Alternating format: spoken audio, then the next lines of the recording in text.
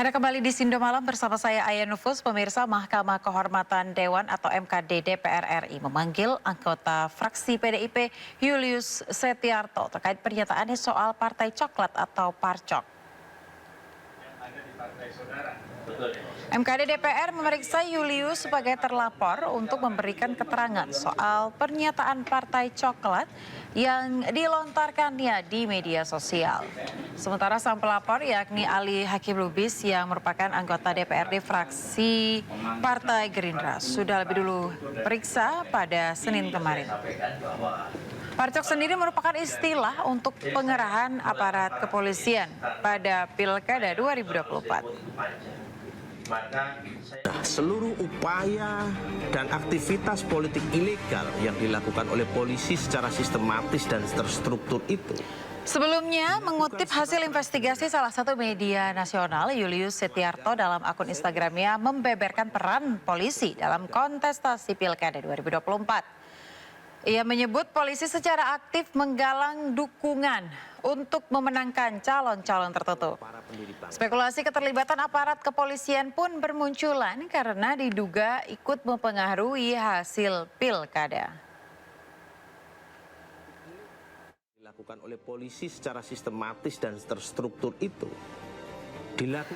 Ya, istilah Partai Coklat ramai mencuat diduga merujuk pada instansi Polri yang diduga mengerahkan aparat untuk memenangkan kandidat tertentu dalam Pilkada 2024. Sejumlah elit politik memberikan tanggapannya terkait hal tersebut.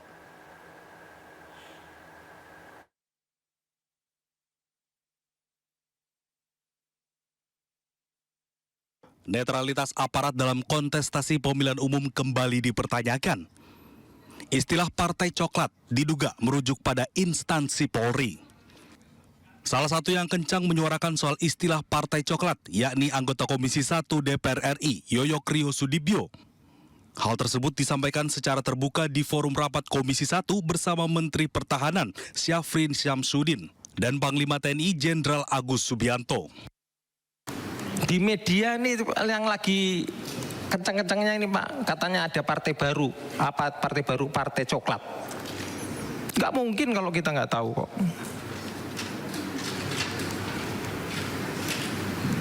Nah, mau sampai kapan netralitas TNI ini Pak? Saya tahu Pak, netralitas TNI dalam politik itu netralitas untuk negara. Paham Pak? Tapi kalau pencetakan pimpinan-pimpinan yang melalui demokrasi ini melahirkan pimpinan yang nggak benar, mau sampai kapan? Istilah Partai Coklat juga mencuat setelah Sekjen PDIP Hasto Kristianto menyampaikan kekhawatirannya terkait dugaan pengarahan aparat untuk memenangkan kandidat tertentu dalam Pilkada 2024. Ketika kami mempersoalkan tentang fenomena Partai Coklat, fenomena bagaimana Jokowi terus digerakkan oleh ambisi-ambisi kekuasaan demi kepentingan keluarga dan pribadi, dan kemudian membuat suatu norma-norma baru sehingga kepolisian Republik Indonesia yang seharusnya mengabdi kepada merah putih, loyal kepada Presiden Prabowo Subianto, di dalam praktek banyak disalahgunakan untuk kepentingan politik praktis. Sementara Ketua 3 DPR RI Habibur Rahman membantah tudingan sejumlah pihak yang menyebut ada Partai Coklat atau pengarahan aparat kepolisian. Apa yang disampaikan oleh segelintir orang terkait Parcok dan lain sebagainya itu kami kategorikan sebagai hoax, ya. Dan ada juga anggota DPR yang menyampaikan hal tersebut. Orang tersebut bahkan sudah dilaporkan ke MKD, ya. Karena kami juga anggota MKD, ya. Orang tersebut sudah dilaporkan ke MKD. Kami ingin meminta keterangan beliau apa yang menjadi bukti. Sementara Presiden RI ke-7 Joko Widodo menanggapi soal Partai Coklat dengan meminta untuk dibuktikan bukan hanya tuduhan. Dibuktikan saja, jangan hanya tuduhan-tuduhan, karena kan ada dilaporkan saja ke Bawaslu, kan ada mekanismenya, atau dibawa ke MK, kan ada mekanismenya. Meski demikian, istilah Partai Coklat mencuat bisa saja sebagai pengingat institusi Polri sebagai aparat keamanan sipil dan penegak hukum atau memang hanya tuduhan tanpa dasar. Tim Liputan iNews melaporkan. Pemirsa, Ketua KPU Umi Wahyuni diberhentikan dari jabatannya. Namun Umi menyanggah putusan Dewan Kehormatan Penyelenggara Pemilu terkait pemberhentian jabatan sebagai Ketua KPU Jawa Barat.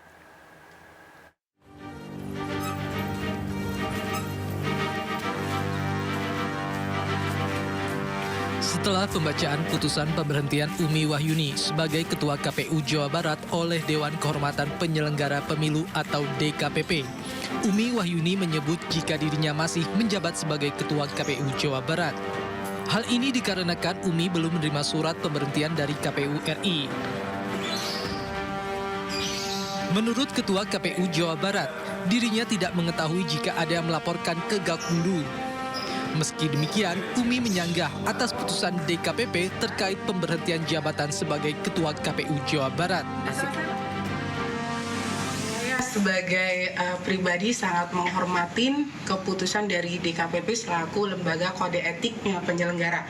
Dan saya sudah melakukan 2 kali persidangan, saya sudah membaca putusan dari DKPP yang saya lihat tidak ada satupun sebenarnya yang saya dinyatakan melanggar dari kode etik tersebut.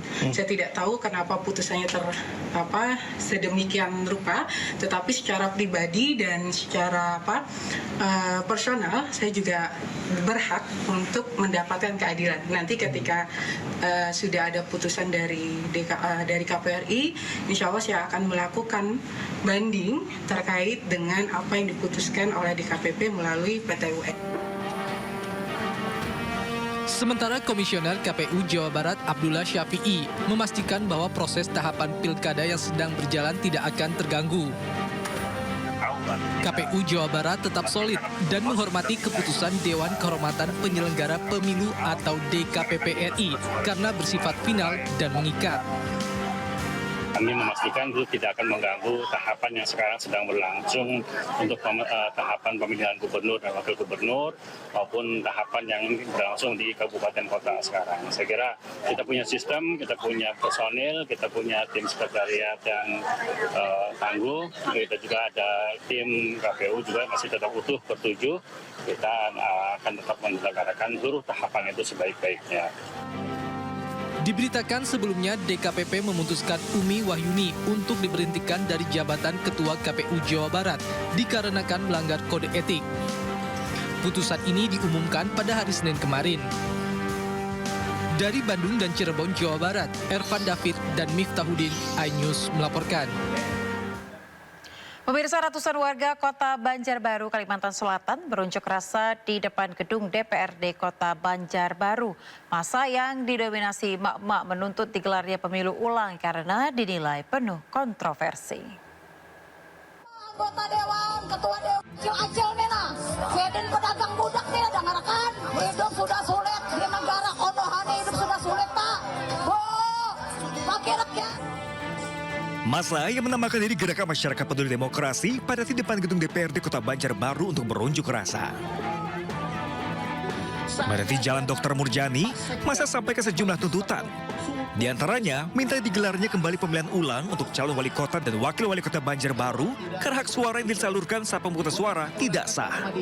Kami minta Ketua DPR apabila ini memang berakhir di jalur hukum, katakanlah MK, DKPP, MA, maka Ketua DPR akan mengawal kalau itu memerlukan biaya akan diikuti beliau. Tolong stop. Setelah beberapa lama, perwakilan demonstran akhirnya dapat melakukan diskusi bersama Ketua DPRD Kota Banjarbaru dan Ketua KPU Banjarbaru. Pada prinsipnya, seperti yang saya sampaikan bahwa sebagai pelaksana dan regulator yang sudah dilakukan oleh pimpinan kami di pusat, ya itu kita laksanakan sesuai dengan perintah, ya sesuai dengan regulasi yang sudah ada. Pada prinsipnya apapun yang sudah menjadi keputusan dari KPU RI itulah yang akan kita laksanakan. Sebagaimana yang saya sampaikan tadi bahwa sudah ada SK 1774 untuk Kota Banjarbaru, ya itu yang kita laksanakan. Para pengunjuk rasa berjanji, jika tuntutan mereka tidak dikabulkan, maka mereka akan kembali berunjuk rasa yang lebih besar. Dari Kota Banjarbaru, Kalimantan Selatan, saya Iri, iNews melaporkan. Pemirsa, relawan pasangan calon gubernur dan wakil gubernur Jakarta nomor urut 1 Ridwan Kamil Suswono berunjuk rasa di depan KPUD Jakarta. Mereka menuntut KPU Jakarta adil dalam rekapitulasi suara di Pilkada Jakarta 2024.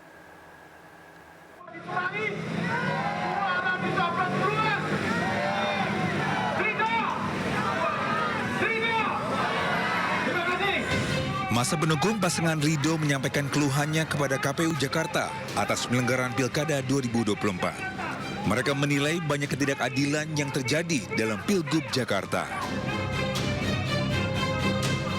Arif Rahman selaku koordinator relawan dan Ormas Ridho menganggap ada ketidaktransparan dan manipulasi dalam Pilkada Jakarta, salah satunya di wilayah Jakarta Timur.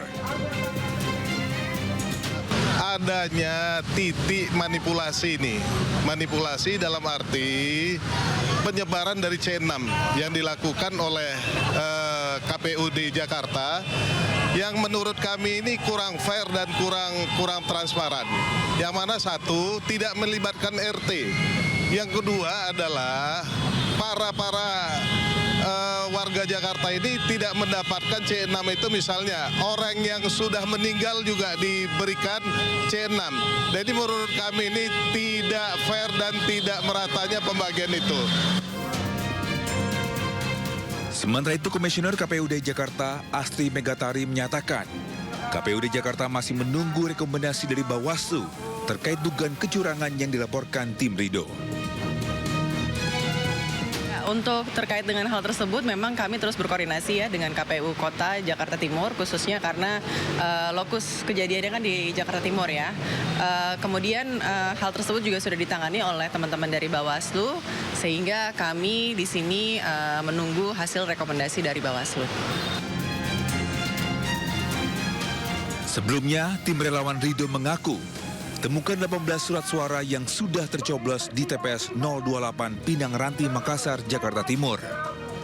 Meski KPUD Jakarta pastikan pelaku sudah dipecat, namun masa mendesak penegak hukum dan Bawaslu ungkap dugaan kecurangan di Pilkada Jakarta 2024. Dari Jakarta, Henry Aprila, Sutrisno, iNews melaporkan.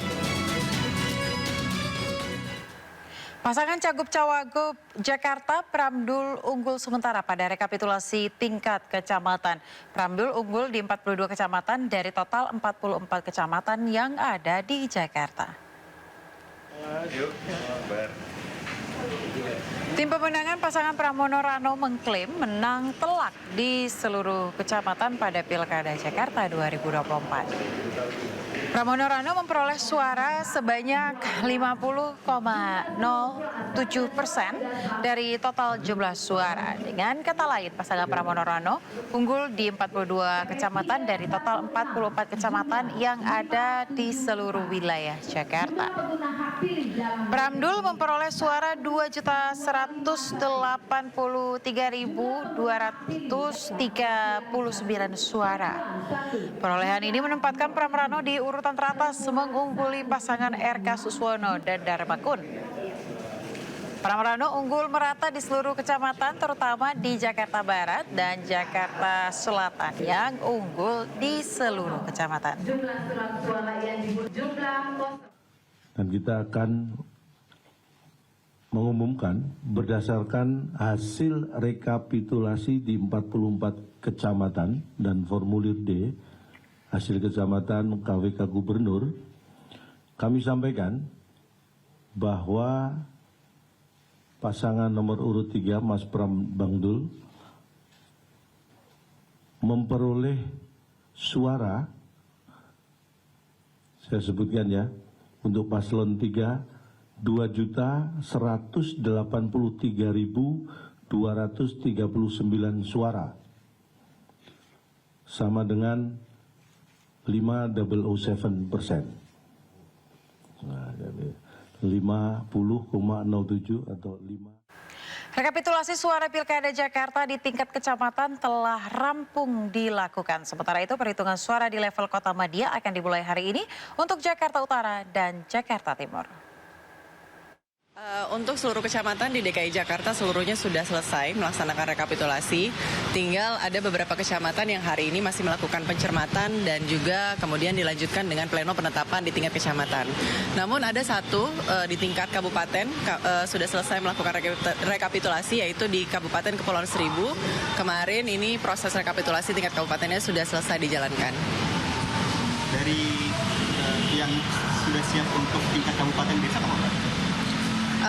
Untuk tingkat kota yang sudah kemarin sudah masuk infonya ke kami, besok itu adalah Kota Jakarta Utara karena mereka semuanya seluruh kecamatan sudah selesai melakukan penetapan di tingkat kecamatan. Kemudian juga Jakarta Timur infonya sudah siap juga untuk melakukan rekapitulasi di tingkat kota. Kota-kota yang lain ini masih menunggu ya karena memang progresnya kan di masing-masing kecamatan ini berbeda-beda. Jadi kami masih menunggu mereka untuk selesai melakukan pencermatan dan juga penetapan pleno hasil di tingkat kecamatan.